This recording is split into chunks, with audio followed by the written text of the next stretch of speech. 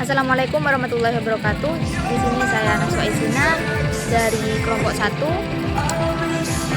yang akan membahas tentang Pondok Pesantren Miftahul Qulub.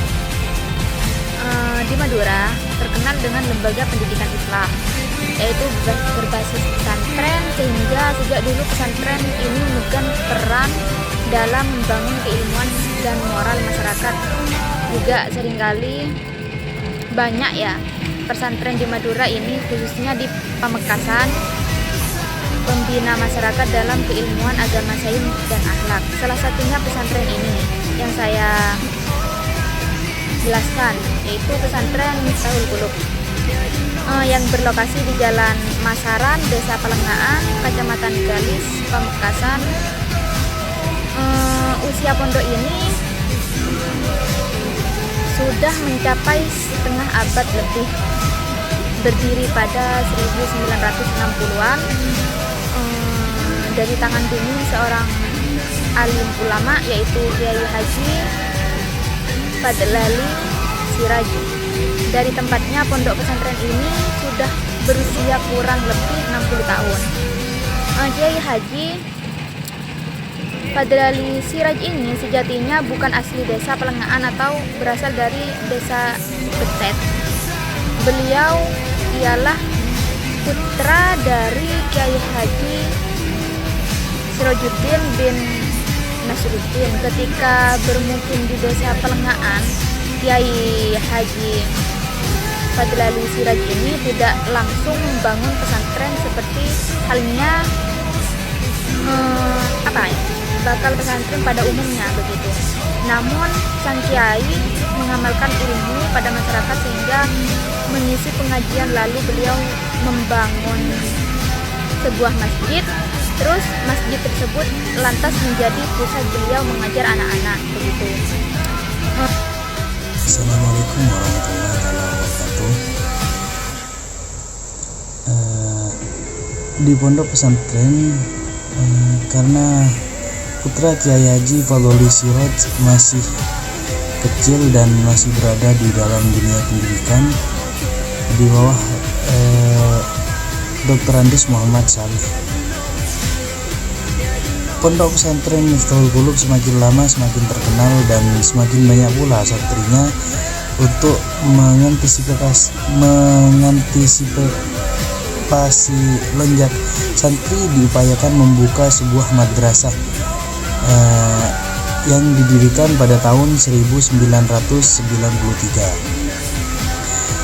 Madrasah tersebut diberi nama Madrasah Diniyah Miftahul Qulub.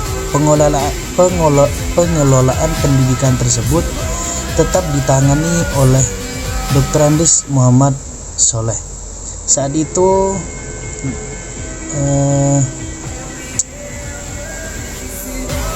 Kiai Haji Fadlali Siraj wafat, dan bersamaan dengan itu beliau punya menantu pertama, yaitu Kiai Haji Saifuddin, putra dari Kiai Haji Abdul Wahid dari Kabupaten Sampang. Menantu merupakan selmi sebuah pesantren di Menantu ini merupakan alumni dari sebuah pesantren di Arab Saudi. Sejak saat itu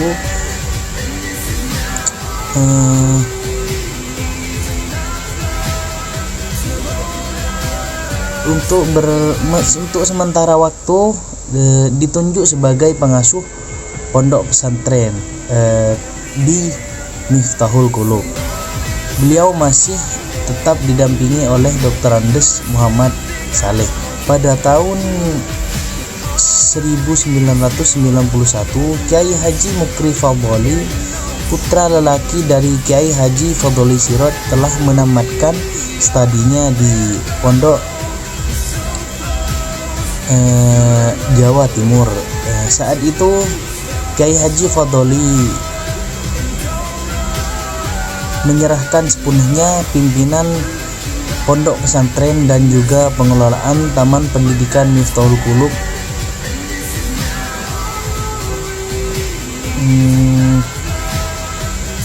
badan Miftahul Qulub. Kiai Haji Mukri Fadholi tetap didampingi oleh Dr. Andes Muhammad Saleh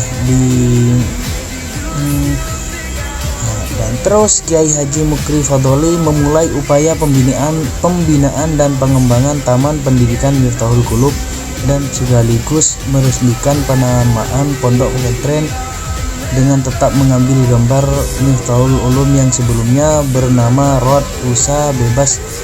Sejak masa Kiai Haji Mukri mulai beritalah para santri untuk belajar agama dari sebagai daerah, sehingga itu dibangunlah bilik-bilik untuk tempat menginap para santri yang mungkin atas usaha keras Kiai Haji Mukri Fadholi serta masyarakat. Pada tanggal 10 Januari 1968 lah berdirinya gedung pondok pesantren sebanyak 20 kali dengan luas 5 meter kali 5 meter kali 20 lokal. Pada tahun 1996 Kiai Haji Mukri mendirikan pondok pesantren baru di Belega, Kabupaten Bangkalan yang diberi nama Sabilul Faizin.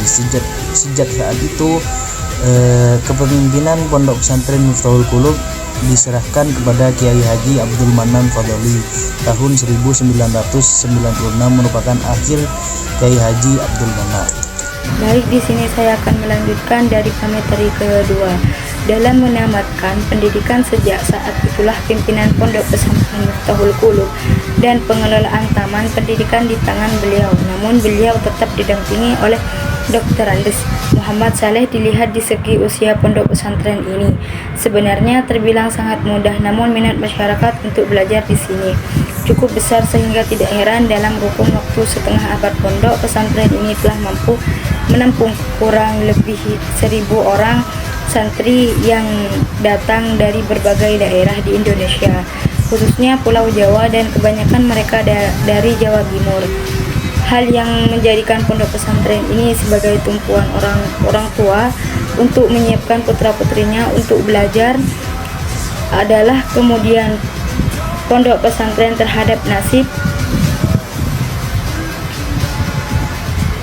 nasib fakir miskin, anak yatim piatu, mereka yang belajar di pondok pesantren ini pada umumnya memang dari keluarga tidak mampu. Para santri yang diterima sebagian besar dibebaskan dari segala pungutan dan sumbangan dana pendidikan, bahkan biayanya sekolah ditanggung pesantren.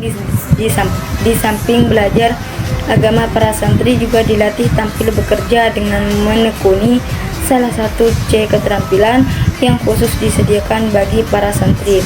Hal ini dimaksudkan agar nantinya para santri biasa bekerja dan tidak menggantungkan nasibnya pada bantuan orang lain alias bisa mandiri. Demikianlah sejarah singkat tentang pondok pesantren Miftahul Qulub. Mungkin itu saja yang bisa saya jelaskan, selebihnya mohon maaf. Wassalamualaikum warahmatullahi wabarakatuh.